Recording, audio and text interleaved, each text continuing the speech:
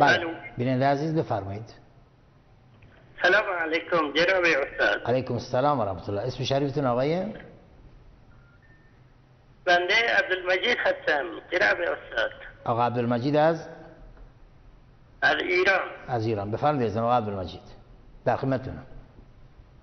جناب استاد به نظر من این مسئله غیبتی که شما گفتی در ادارات باید مورد بررسی قرار بگیرد. بله.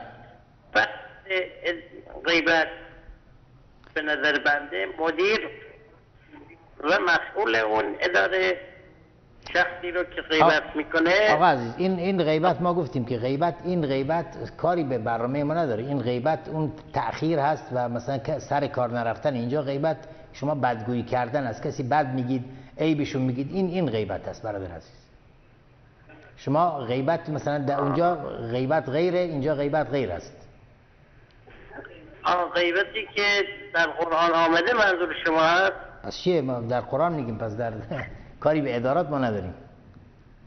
خب من فکر کردم برنامه اجتماعی هست.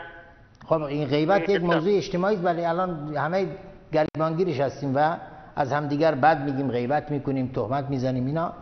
این یکی از مسائلی است که برادران مسلمان باید دقت کنند و این ظاهره رو کنار بذارند. من چند شب پیشای خوابی دیدم جناب استاد.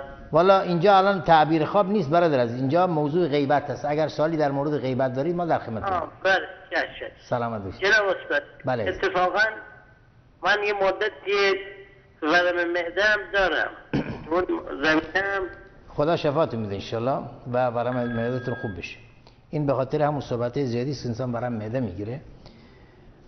خب بیننده عزیز بفرمایید. بله بیننده عزیز خودتون معرفی کنید. علیکم السلام و رحمت الله. ممنون. اسم شریفتون آقای؟